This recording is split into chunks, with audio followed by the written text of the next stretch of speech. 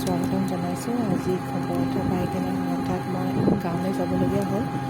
এখন অ'টতে গ'লোঁ আৰু গৈ প্ৰায় মানুহ খালী হৈছে নিজা আৰু আমাৰ গাঁৱৰ ৰাস্তাটো প্ৰায় পকা বনোৱাই হ'ল।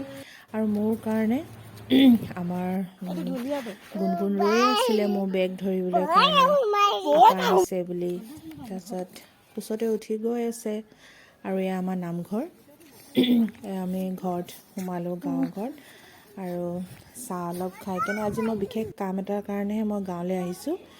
চাহ খাই কেনে আমি মোৰ জোৱালীৰ লগতে গাঁৱৰ ফালে আমি ওলাই গ'লোঁ।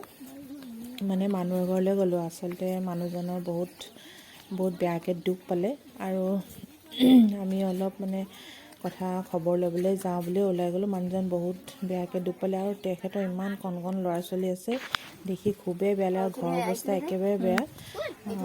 বহুত দুখ লাগিলে আজি তাত গৈ কেনে। আৰু আগলৈ ইয়াৰ বিষয়ে মই ক'ম বাৰু আপোনালোকে চাই যাবচোন ভিডিঅ'বোৰ মোৰ। Thank you. আপুনি হেৰি কওক দেই।